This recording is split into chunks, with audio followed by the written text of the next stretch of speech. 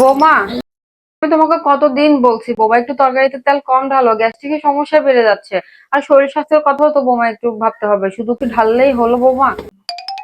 এই তরকারিগুলো ফ্রিজের মধ্যে ফেলে রাখছো বৌমা। বৌমা, এত তরকারি তো অপচয় করা যাবে না বৌমা, প্রয়োজনে কম রান্না করো। আর যদি বুঝতে না পারো তাহলে অন্তত আমাকে একটু দেখাও, জিজ্ঞেস করো। জিনিস নষ্ট করিও না বৌমা। আচ্ছা মা, আমি এখন থেকে রান্না করার সময় একটু হিসাব করে রান্না করবো। বৌমা, আম্মা আপনি কেন চা আনতে গেলেন? আমাকে বলতেন, আমি বানিয়ে দিতাম। বৌমা, আমি তোমাকে কিছু কথা বলতাম। বৌমা, আমি যে তোমাকে এটা সেটা নিয়ে বকাঝকা করি, তোমার খুব খারাপ লাগে তাই না বৌমা? আসলে আম্মা, যেটা সত্যি কথা আম্মা, সত্যি খুবই খারাপ লাগে আম্মা। মনে হচ্ছে যে এখানে কোনো স্বাধীনতা নাই, আমি চাইলেও আমার মতো কোনো কিছু করতে পারি না।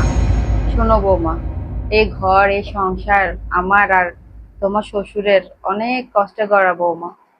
আমরা দিন রাত এক করে খেয়ে না খেয়ে অনেক কষ্ট করে সংসারটাকে, পরিবারটাকে, এই ঘরটাকে সাজিয়েছি। কত শত সকাল্লা ছিল বৌমা, কোনো কিছুই আমরা পূরণ করতে পারিনি। অনেক কষ্ট বৌমা, ছেলেদেরকে মানুষ করছে, তাদের পিছনে অনেক শ্রম দিতে হয়েছে বৌমা।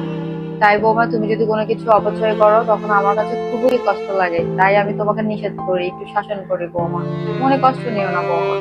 বৌমা, এটা তো তোমারও সংসার, কিন্তু বৌমা ওই যে অনেক কষ্ট করা সংসারের জন্য মায়া জন্মে গেছে। তাই চাইলেও মায়াটা ভিতর থেকে বের করতে পারি না বৌমা। বৌমা, যতদিন বেঁচে আছি একটু একটু করে কষ্টটা সহ্য করে নাও। আমি যখন পৃথিবীতে থাকবো না বৌমা, সবই তো তোমারই, এখনো তোমার। আমাদের এই কষ্ট করা সংসারের মধ্যে হঠাৎ করে কেউ এসে সংসারের সবকিছু সামলাতে চায়, তখন সেটা আমাদের কাছে খুবই খারাপ লাগে বৌমা। আমরা তো অনেক কষ্টে আর পরিশ্রমের ফলে আমরা সবকিছু গড়তে পেরেছি বৌমা, কিন্তু এই যে তোমাদের তো কোনো কষ্ট নাই, তোমাদের তো কোনো ঝামেলাও নাই বৌমা। তুমি চাইলে এখন হাতের কাছে সব পেয়ে যাচ্ছ, কিন্তু আমাদের সময় আমরা পাই নাই বৌমা। যেটা বুঝতে পারলাম যে আমরা বউরা না চাইতো এটা সেটা সবকিছু পেয়ে যাইতো, তাই আমরা মূল্য দিতে জানি না। আমরা কি কখনো ভেবে দেখেছি যে এই সংসারের জন্য, এই ঘরটার জন্য আপনারা কতটা শ্রম দিয়েছেন, কি কি ত্যাগ করেছেন?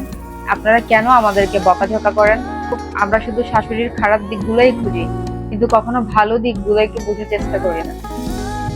আম্মা, আমি আপনার সাথে যদি কখনো কোনো খারাপ ব্যবহার করে থাকি, আমাকে আম্মা মাফ করবেন। আর এখন থেকে আমি এমন কোনো কিছু করব না যেগুলোতে আপনি কষ্ট পান।